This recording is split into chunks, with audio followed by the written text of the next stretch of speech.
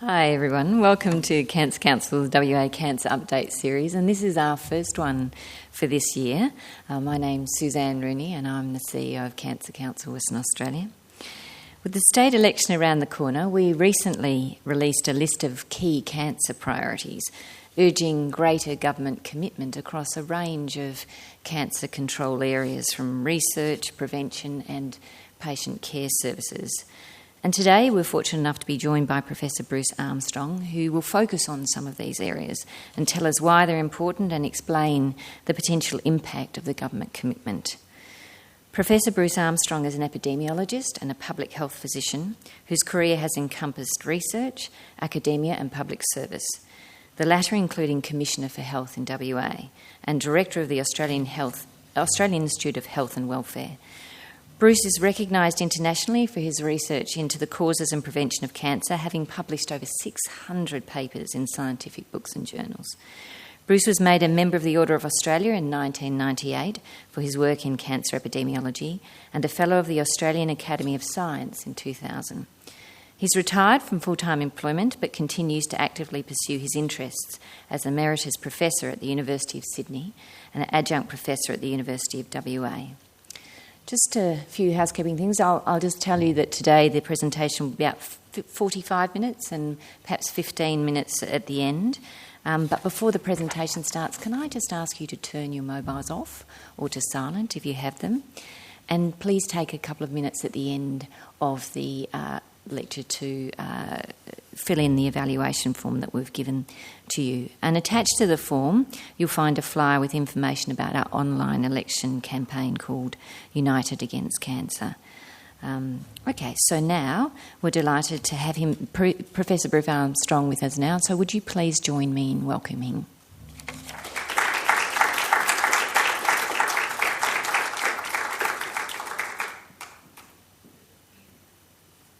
Thank you, Suzanne. It is certainly a pleasure and a privilege for me to be here today and to be able to talk to you.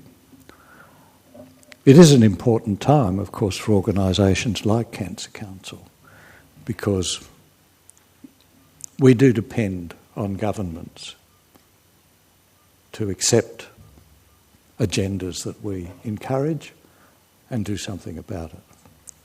Because there is a great limit to the amount that most non-government organisations can raise simply directly with the community. Will government do what we ask them to do? Well, maybe. We'll give it a go. What do you reckon? Do you think it'll work? Okay. I'm sure all of you know this, but just in case you're still asking the question, well, what really is cancer? Cancer is a disease of genes. And what you see here in this illustration is a step process. And we have really very strong evidence for this, that for a cancer cell, ultimately down here or down here, to develop, there has to be a mutation occur in one of a number of key genes way back a number of generations of cells before, which is then followed by another in the progeny of one of those cells, maybe quite a long time later, months, years, and then another, and perhaps even up to 4, 5, 6, 7 or more mutations.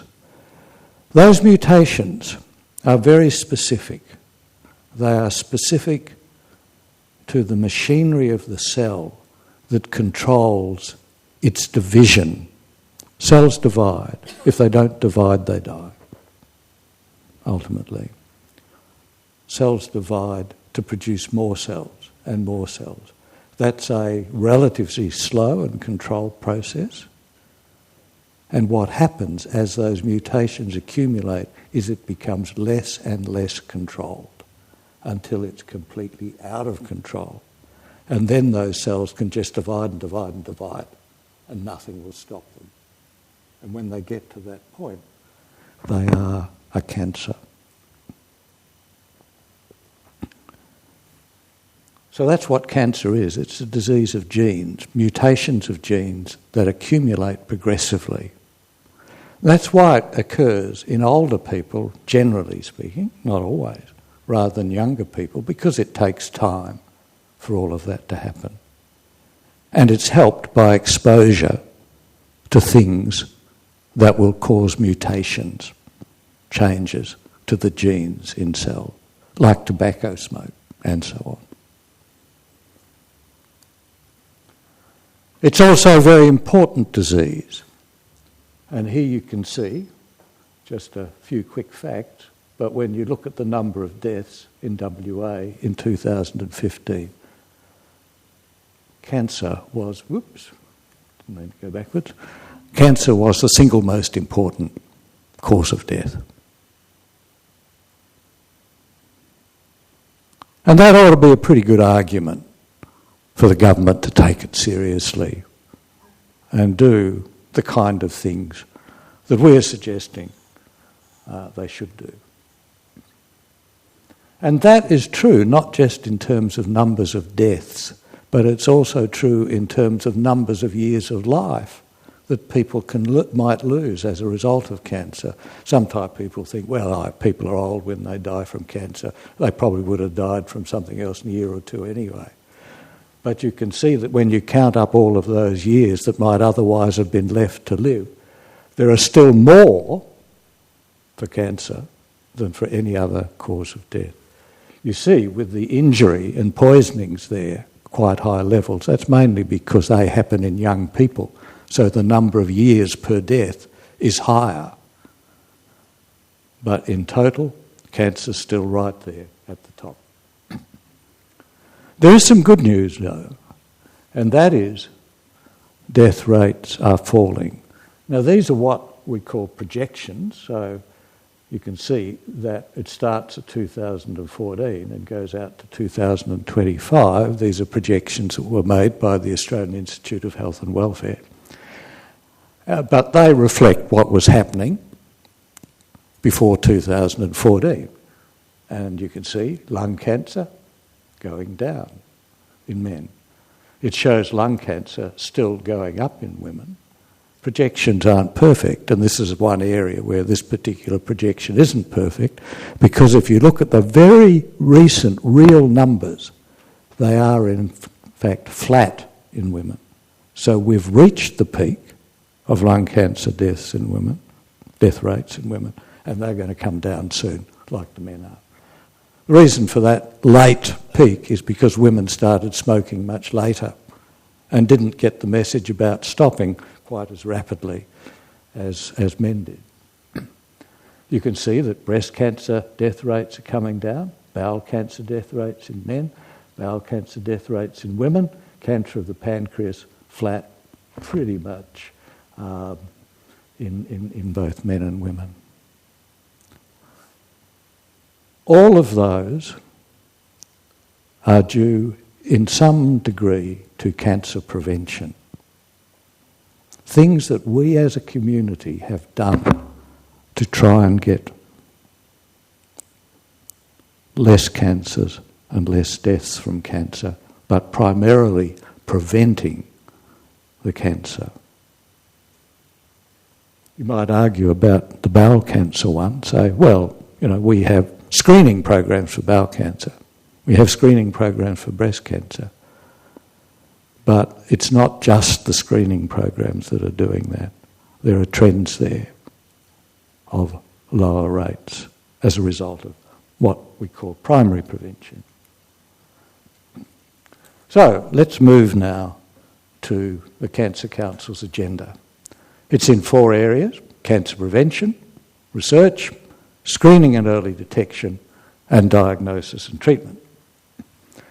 We're going to talk about prevention first, and you'll have heard me just use the term primary prevention a minute or so ago.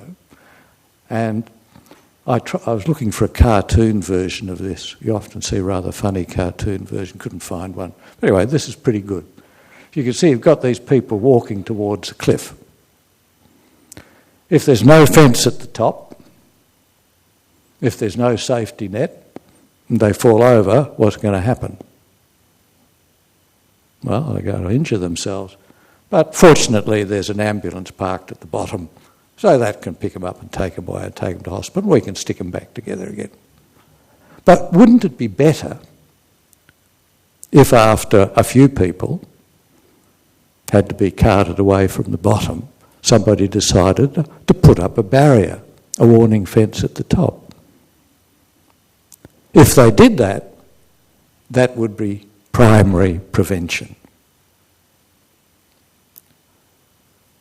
Now, a couple of people might have got their heads together and argued about this, and someone said, well, no, a safety net's much better. If someone falls off, we'll put a net there to catch them, and then they won't be injured, or they won't be injured so badly. Well, it's probably better than not having anything, just having the ambulance at the bottom, but it's really not as good as the primary prevention. And the safety net is, of course, screening programs, finding cancers early and things like that. We have them anyway because we still have lots of cancers occurring, but the best investments are going to be back at the primary prevention level. So, what are the recommendations for the government in primary prevention? Well, first one is to install UV meters in all WA high schools, so this is for the prevention of skin cancer, and in addition to offer incentives to local government authorities to improve or build shade structures in open areas where people gather. These are two really good proposals. Why are they good? Because they're not having to, they're things that help people to prevent cancer themselves. They're not trying to persuade people to prevent cancer. They're not trying to persuade people not to do something. They are helping them do the right thing. In the case of the UV index, and I'll talk a bit more about this in a minute, some of you might not even know what it is, that's an educational thing that provides information to children that will last them a lifetime, and they'll use it throughout their life once they've got it. And with the shade, well, it's there. You don't have to do anything about it. It's either there or it's not there.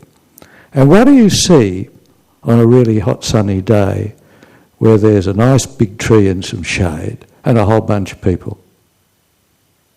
Well, all the space under the tree's gone and you're stuck out in the sun because there isn't any space left. So if you had more of those kinds of shady spaces, they will undoubtedly be used in those circumstances. Okay, skin cancer is a very important cancer, and so we really need to invest in it. And you can see here that it's about 76,000 people in Australia every year who get a BCC or an SCC, basal cell carcinoma, squamous cell carcinoma of the skin. Melanomas are quite a lot less, but of course are an important cause of death. These guys, they don't cause that many deaths, but I can tell you that a person that's had 2, 3, 4, 5, 6, 7, sometimes more of these other kind of skin cancers, it's a pretty trying process for them. It's not something you'd really want. Having them removed and fried off and cauterised off and cut off and had rays sprayed at them and so on. No fear, you don't want it. And those are big numbers. So it's an important area to do something about. Okay, so the UV meters in all WA high schools. Well, let's talk about a UV meter. What the UV meter would show is a number called the UV index, and that is a simple and, to my mind, informative way of describing the daily danger of solar UV, ultraviolet radiation intensity. How strong are the UV rays going to be today? That is the question that it answers. And usually the number that it puts up there is the level that the UV is going to be highest at.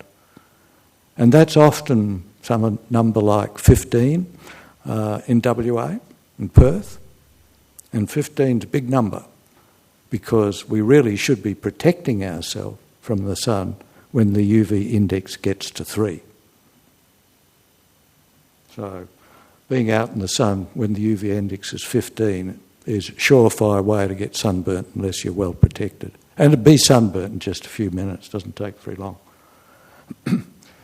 Each point on the index scale, and this is for the physicists in the room, is equivalent to 25 milliwatts of UV radiation per square metre of a flat surface. So it's just a direct measure of how much UV is going to hit the skin. How is a UV meter going to help? How is knowing the UV index going to be useful? Well, firstly, you'd put it where children will see it when they go outdoors. So one of the messages they get every time they go outdoors is what's the UV index today. And this meter, and I may have misled you a moment ago, in principle is going to be a meter that will actually be able to measure the UV index on a real-time basis. So they'll know, well, has it got up to 3 yet? Or is it now above 6? Or is it already out to 12? And that they'll learn by that about the way the UV radiation varies during the day, and I'll show you a picture of that in a minute as well. But it's got to be somewhere where they're going to see it when they need it, and that's when they go outdoors. So yes, it's a real-time UV index value rather than just what it's going to be at midday, what the forecast was, and there you can see the way a UV index varies on an average day. Now, this was for was it the 28th of January, I think, something like that, 28th, 29th of January.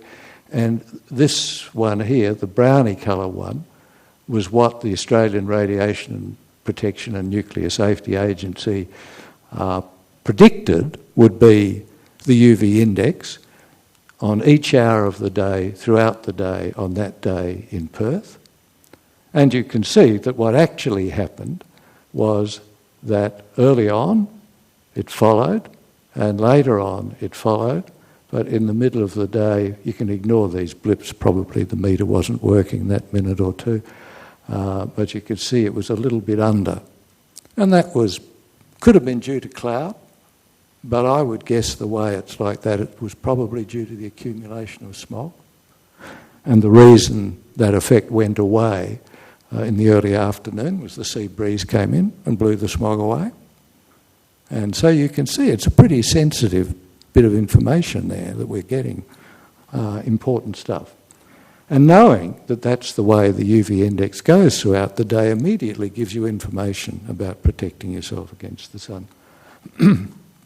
So how will the UV meter help? Children will learn what the UV index means for their sun exposure.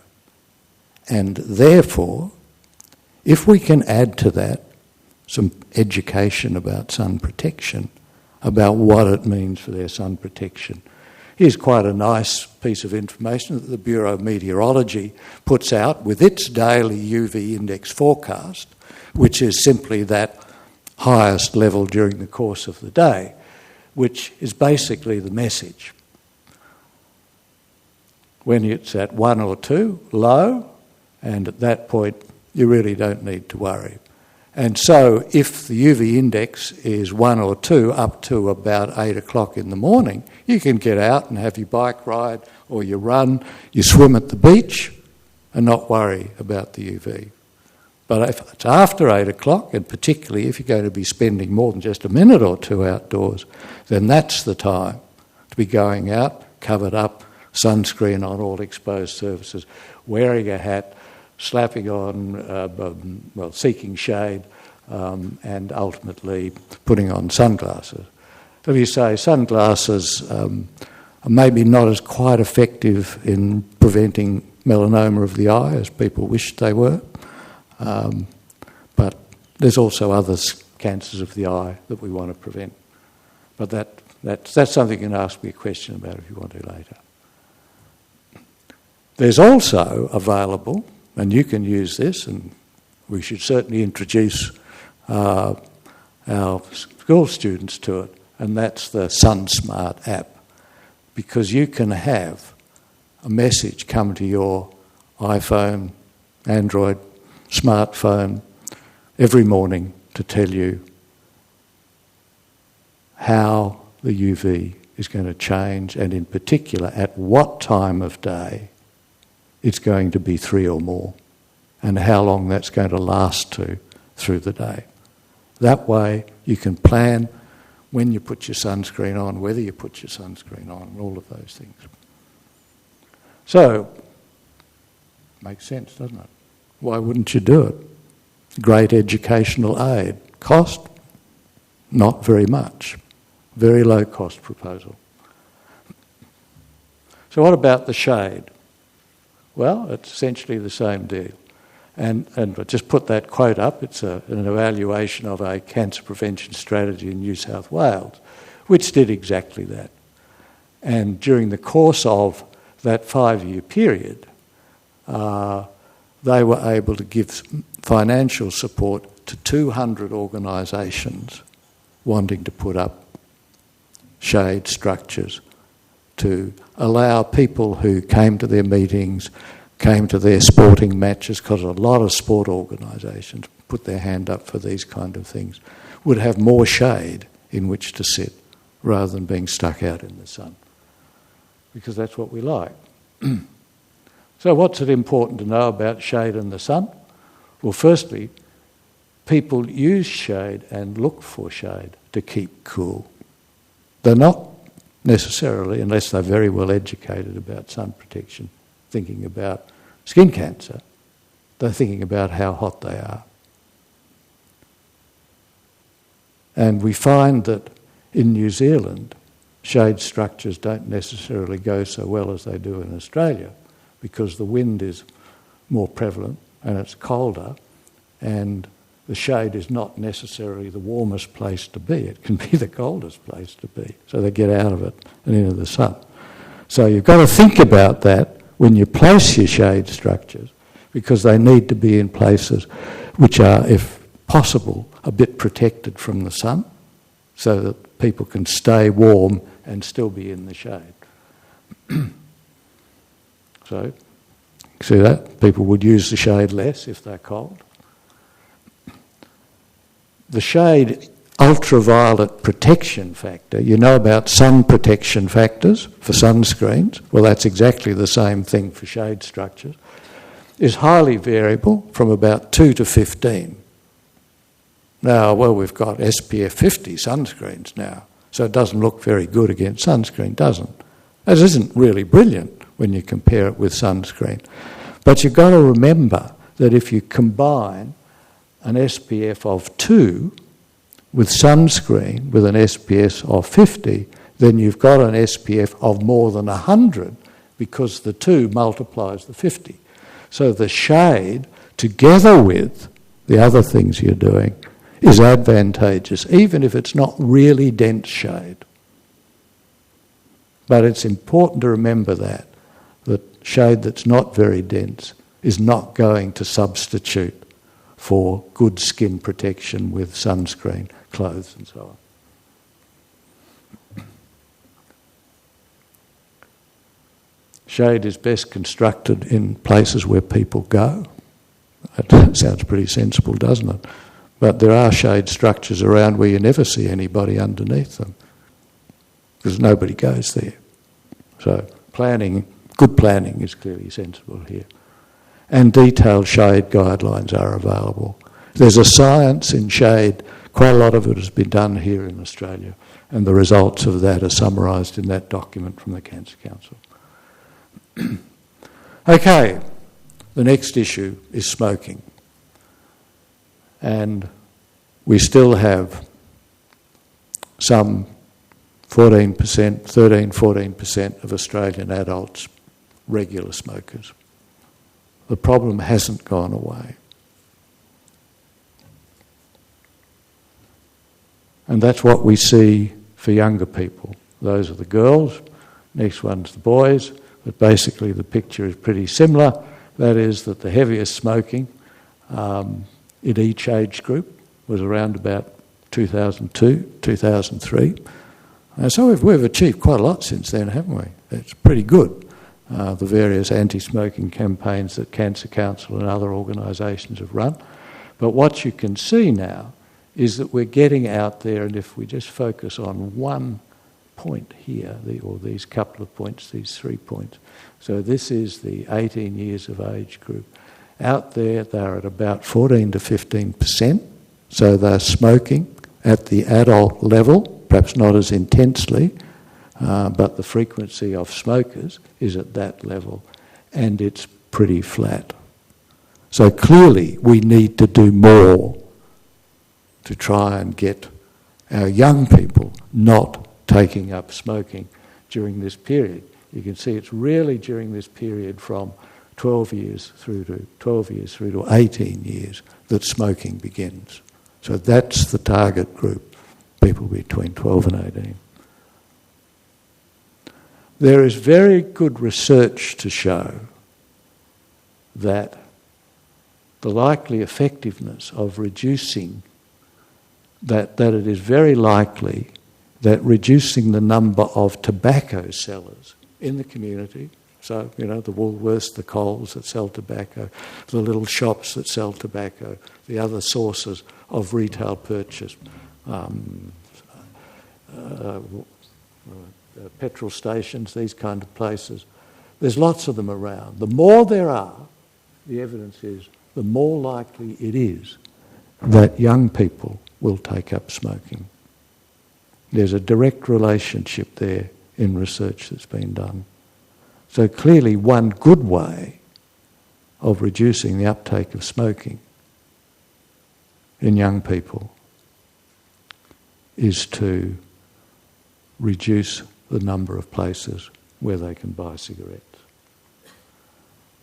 And so that, whoops, I'll go on to that. Somewhere a slide must have dropped off there. But the message here is, and what the Cancer Council is asking the government to do, is to firstly cap the number of licences that there are for tobacco sellers in Perth, and then to either increase the fee that they have to pay for that licence, or simply start taking licences away so there are progressively less. Now, there are a range of what one might call political considerations that you'd have to take into account, deciding which one of those to do. But it is going to work. And the first thing to do, just capping it, will work, because as the city gets bigger, as the population gets bigger, as it is, then the density will get less. But it will be much better if added to that there is either taking the licences away or charging a bigger fee to have a licence. But it would have to be quite a lot more than the present fee for that to be a significant disincentive for someone to say, I want to sell tobacco, so I'm going to go and get a licence. So I don't think the fee measure will work anywhere near as well as taking them away. That's probably the best one. Okay, let's come to the next prevention recommendation. Require fast food outlets to display kilojoule content and health star ratings on their menu boards. Now, if you're like me, you probably remember calories, but you don't remember kilojoules. Well, kilojoule is just another way of saying calories. Comes up with a different number, but it measures the same thing.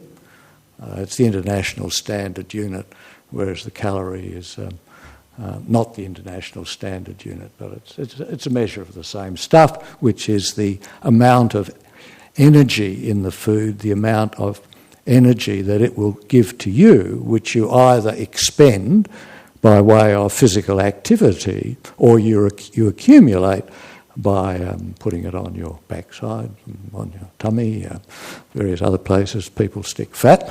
And we now know, and very importantly, that overweight and obesity is an important cause of cancer.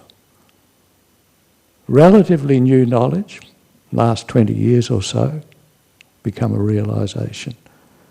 People are tending to get fatter over time, so it's becoming an increasing problem. The problem of being overweight and obese is probably much more in diabetes than it is in cancer. And so this is one of those things that just gives and gives and gives, because it doesn't just prevent cancer, it prevents diabetes, and it prevents heart disease, and it prevents quite a lot of other things. So why wouldn't you do it? Well, politics tend to get in the way in these things, but there again is evidence that such a measure would work. But let's look a little bit more at the tools we're talking about. Do you know about star ratings? Probably most of you do. You might have had to struggle to find them sometimes, see where they are on the package. They don't always make them very big.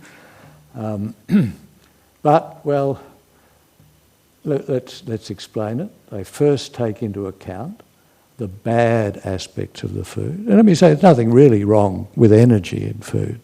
The problem is with too much energy in food, by consuming too much of the energy-containing foods, like particularly carbohydrates and fats and so on. So it is labelled as one of the bad actors. And then there's saturated fat. Well, you don't really need any of that, so that's a universally bad one. Salt. There's almost certainly enough salt in our normal diet without having to shake it on at the table. So an apparently salt-free diet doesn't deprive you of salt, it just keeps you at a sufficient level, and it takes up total sugars. So those are the things that are measured on the bad side of the account, and then these things are measured on the good side of the account, and that's content of protein, fibre, fruit and vegetables, and then those are combined together to arrive at a number somewhere between 1 and 5. 1 star means this ain't great food. I think you can have 0 stars. I'm not exactly sure about that. But anyway, 1 star is not much good. And 5 stars is wonderful. So that's the way it works. And in principle, you look at those stars and you get a reasonably good guide as to the healthiness of the food you're about to buy. But there are some problems. Actually, that's what it looks like.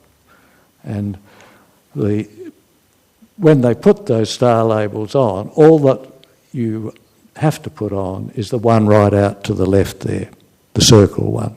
But if you want to be more informative to say what it is that has contributed to whatever the star rating is, then you can put the detail about the energy, the saturated fat, the sugars, the salt, and also a measure of the other nutrients. But there are problems. First of those is that food manufacturers don't have to put star ratings on anything. So if they don't want to inform you about that, well, they just don't have to. It only applies to packaged foods. So you don't have in front of you, when you go to buy an apple or an orange, a star that says 5 star, really good. It's only packaged food. So things that manufacturers are making money out of.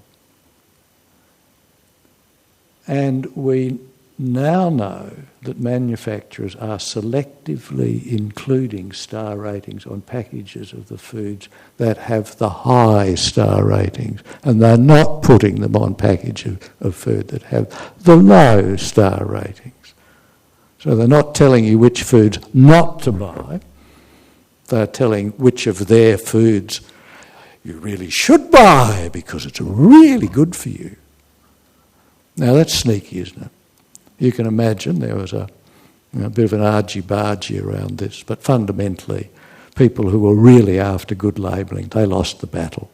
The manufacturers, the industry won, as they often do. Well, maybe that'll change sometime, but in the meantime we can use it. And this is what the Cancer Council proposes. And that is that it'll be the kilojoule, so just the energy measure, and the star will be on all the menu items in fast food restaurants. And that proposal is less affected by those problems than the current situation out in the supermarket is. And that's because of these things. Firstly, it's proposed to be compulsory for all fast food outlets. No decisions here about, our food's all junk, we won't bother labelling it, or we've got the healthy food, we'll stick labels on all of it. That's not part of the game that's being proposed here. It applies to all menu items, so you can't just label the 5-star items and put nothing on the 1-star items. You've got to do the lot. And it requires both the kilojoule content and the star ratings. I think that's useful because it gives you a double message. Sometimes the effect of the fat can be diluted, or the kilojoules can be diluted by some other benefit in the star rating. But from a point of view of obesity, it's the kilojoule rating that matters. And if we're going to prevent that and prevent cancer that way, then we need to have the kilojoule labelling there. And this just gives you an idea of how important overweight and obesity is in the cancer stakes. Bowel cancers, about 9% could be prevented if everybody was back under the lower limit of overweight. 7% for breast cancer, 26% for endometrium cancers, that's the lining of the uterus cancer there. 14% gallbladder cancer. That particular liver cancer is caused by obesity because you get accumulation of fat in the liver, and that then is something that promotes liver cancer. But the paper that did these percentages for Australia didn't look at liver cancer. 16% for kidney cancer, 15% for esophagus, that's the gullet, and upper stomach cancer, 4% for ovary cancer, 8% of pancreas. Those are significant numbers, and it's lots of different cancers. So it's certainly not to be ignored. Does it work? Well, again, the evidence is there. The evidence is there that if you combine the kilojoule labelling, this was done in the United States where they don't have star ratings, so it was kilojoule labelling. If you combine the kilojoule labelling with some contextual information that tells you a little bit more about what it means, then it can lead to quite a substantial reduction in the kilojoule content of foods that people choose to buy in that fast food restaurant. Again, this is not something that's going to cost. It's not going to cost government any. The industry will probably squawk and complain, we've got to print all our menus again and all of this stuff, we don't want to do it. But it doesn't compare with how much they make from people who get fat as a result of what they sell. So another 5-star item for the government's agenda. Okay, I've really worked hard on the prevention messages because, let me say, you could have seen right at the beginning, that's what I'm really passionate about. But I'll just say a few odd things about the other items in the Cancer Council's agenda for the next government. This one is to make a commitment to contributing 40 million to a cancer research fund over the life of the government. Okay, we're not saying you have to give it 10 million a year, that'd be nice, but so long as it's 40 million over the whole period, that'd be really great, and it would be really great. There are some very important needs. Firstly, because of clampers at the Commonwealth level, much of the funding for research, health and medical research in Australia, has become less. We do have this, I've actually forgotten what they call it, but there's this big fund that Tony Abbott committed to early on, which is still not actually yielding any money for research, but it will start to yield money for research. That'll come on, it will help. But meanwhile, the opportunities for young researchers, people who have done some research, they've got a higher degree, being able to go on and get the experience to become independent researchers in their own right have become very, very limited. It's very hard to get fellowships. And now, for example, in New South Wales, just this year, the state government has advertised postdoctoral fellowships, so fellowships for these people recognising that this is an important need. So if nowhere else, putting those kind of funds into training of future researchers would be a wonderful thing to do. But if researchers are going to be trained, they've also got to have research projects to do. That needs money. And so, there's a whole package there that needs to be looked at, and it's a very important area to consider. Increase investment in bowel cancer screening and commit $200,000 a year to increase the reach of the Find Cancer Early Education program in regional WA. I won't talk about the bowel cancer one. You can ask me questions later if you want. I would like to say something about the Find Cancer Early Education program. This is an important area, and here you can see why. This is information from Australia as a whole. It's a little bit old at the moment, but getting these data is pretty difficult, and so it's not always up to date. But it covers the period 2001 to 2010, and this is the difference in the this is the number of deaths, in rural Australia from cancer, and this is the difference if they had the same.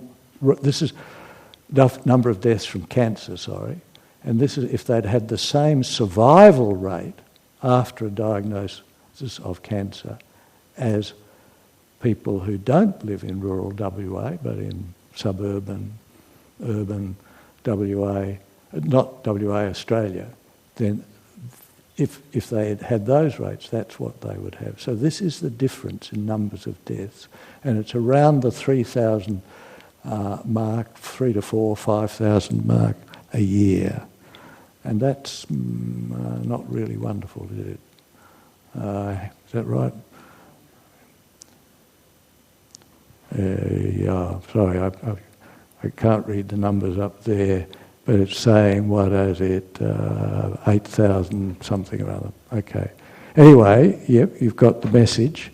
There is a significant level of disadvantage if you live in rural Australia.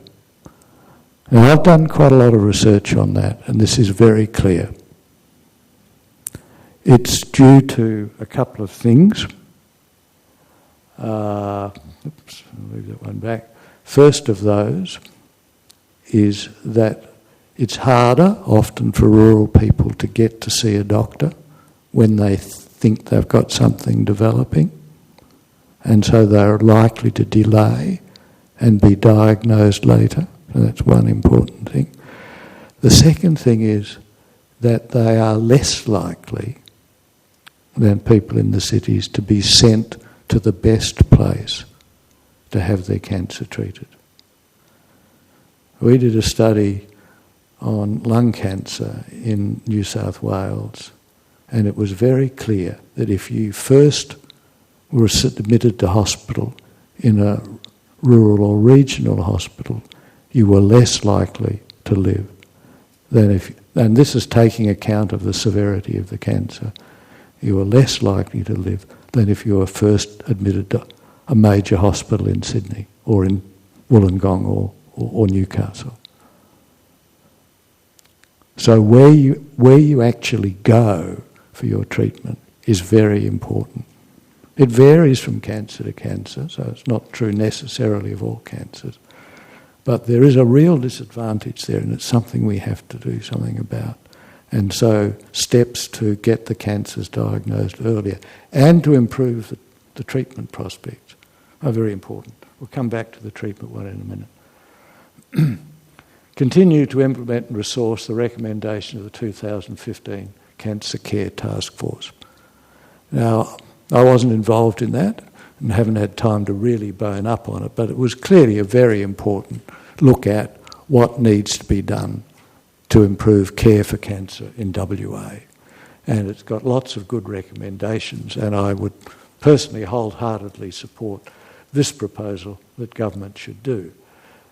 But I would particularly focus, in terms of what I just said on this one of their expected outcomes of following those recommendations is standardisation of patient pathway across the system, thereby reducing inequity of access for cancer services. What we have at the moment is inequity of access. That is, it's not equal between rural areas and the city. If that's going to happen, then they have to do this one of their proposed actions, and they have to do more than just explore it. That is the development of a WA statewide cancer service. I've been looking at this issue for a long time, and I only see one way of doing it, and that is to have a process that ensures uniformity across each of our states in the way in which cancer is managed once it is first suspected to be present. If we fall down on any of those steps, going through from initial suspicion and diagnosis through to later treatments, adjuvant therapies and things like that, if we fall down on any one of those, then that inequity is not going to disappear. And the only way you can do it is to have something that really catches sight of cancer patients as they come along and make sure they get to the right place.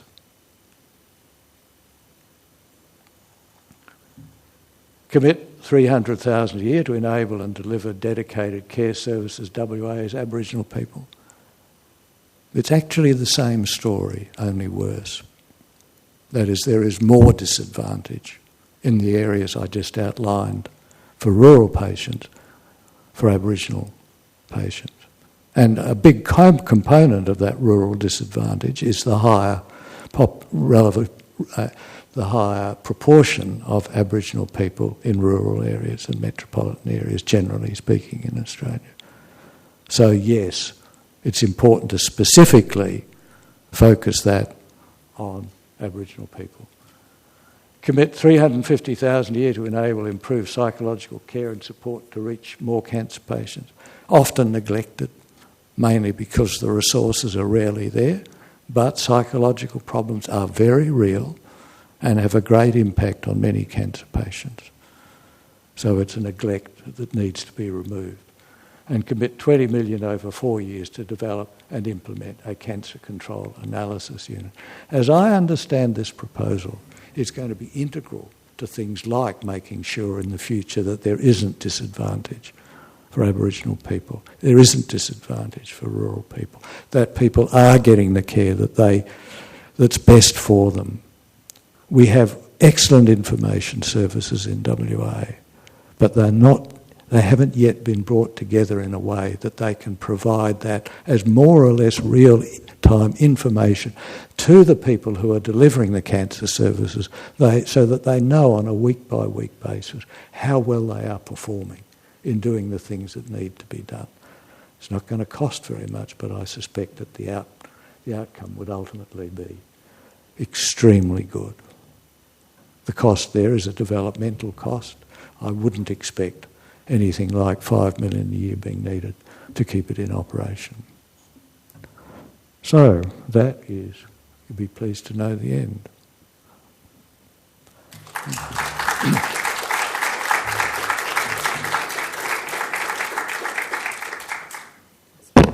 There's now time for questions of Bruce, and I think we have a roving mic. Do we, Melissa? Okay.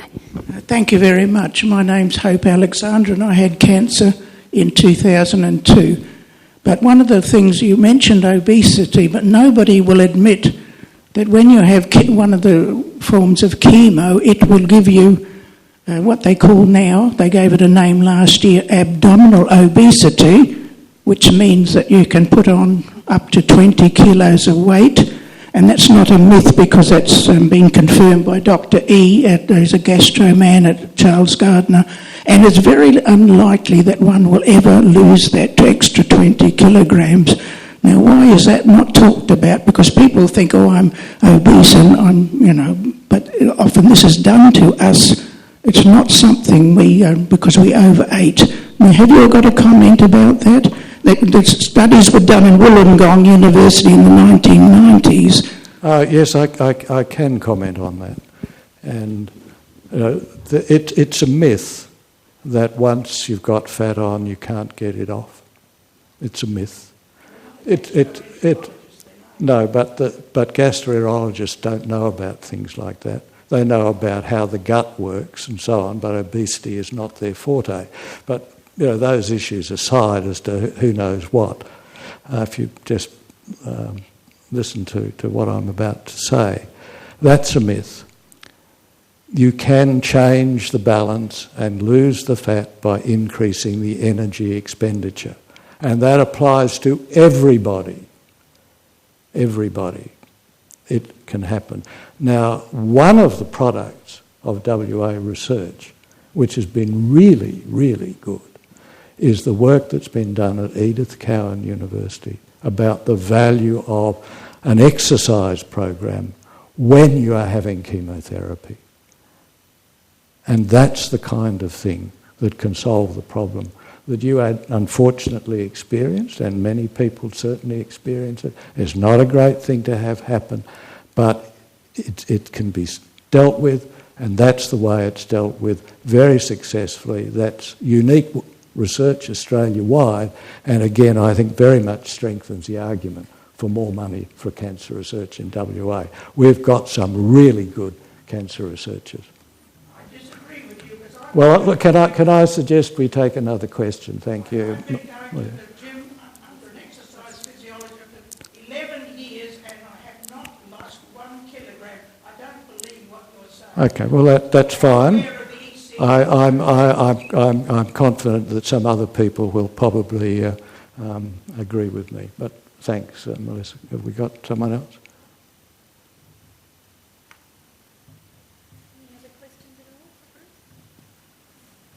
Oh, well, looks like that. Oh, here we go. Top of the day to you. Just now, our food and vegetables and fruit and our farmers, the chemicals that are put on the fruit and vegetables and all that, it's self-regulated by the industry that's putting the stuff on. Is that a good idea? Self-regulation rarely works, I think it'd be fair to say.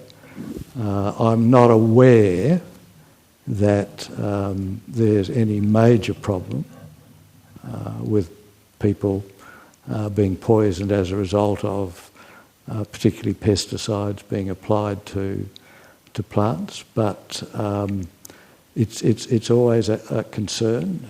There's quite a lot of research gone into particularly the herbicides, and also some insecticides and cancer, and some of them do cause cancer. And most of that is handled, I think, pretty well by the Commonwealth agencies in terms of both what is allowed to be used and how it is labelled. But ultimately, if it's allowed to be used, then it's up to the individual themselves out there at the farm level as to how they use it and whether they use it safely.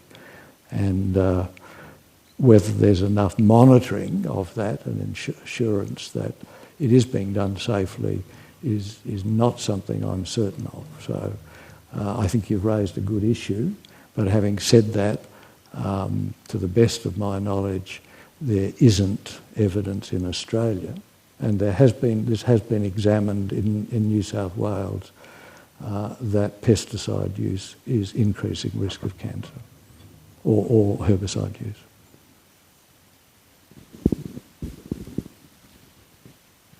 You haven't said anything about the possibilities of hereditary cancer, and I don't know.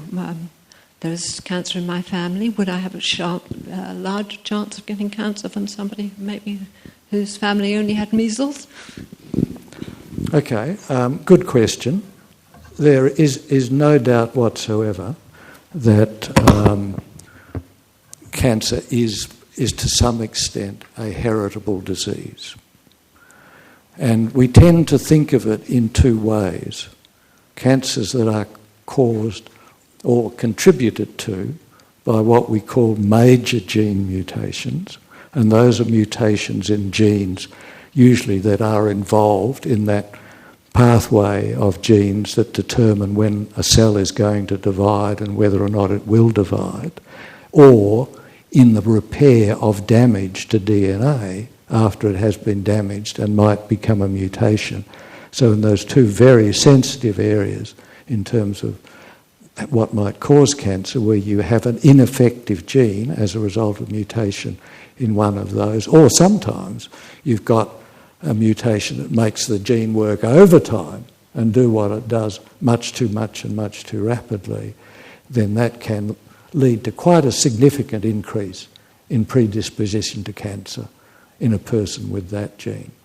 And in those circumstances, you do see cancers running in families. See families of women who get breast and ovarian cancer, and the men not so high risk prostate cancer. That's due to mutation in a gene that deals with the repair of DNA. Sorry? Oh, well, let me say, certainly there's a lot of information out in the community about that.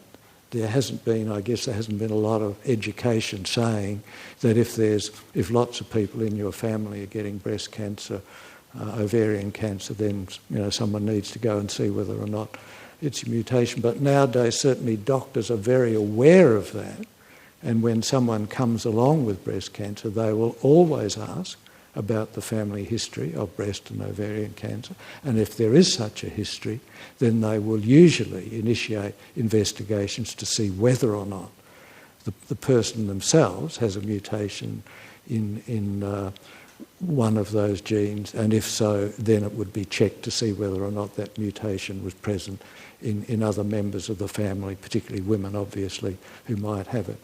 So I think that's all working pretty well. It doesn't need so much the public education, provided the doctors are doing their job, and I think that is now pretty much uniformly the case. And that would apply with other areas of those so-called major gene mutations.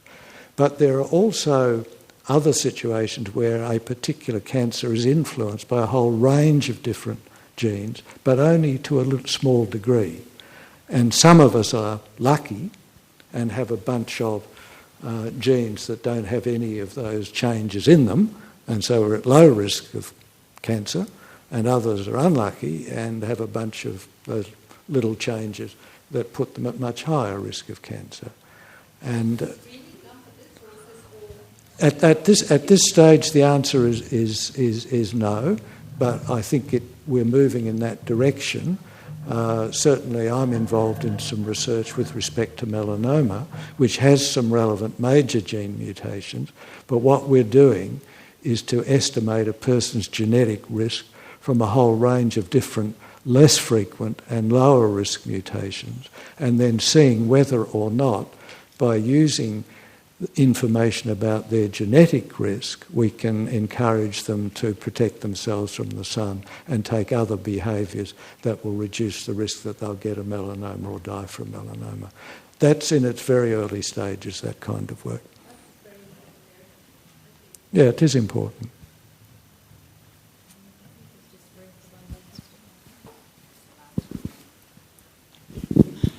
You very correctly drew our attention to petitioning our politicians to make cancer research a major priority. What I'm wondering, especially with the election coming up, have any of the parties indicated their support towards this? I'll pass that over to Suzanne.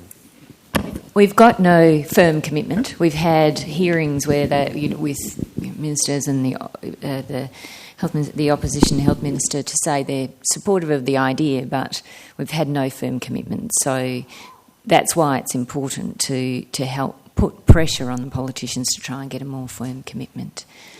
Okay, thank you. I think that's the last question. So would you please join me in thanking Professor Bruce Armstrong?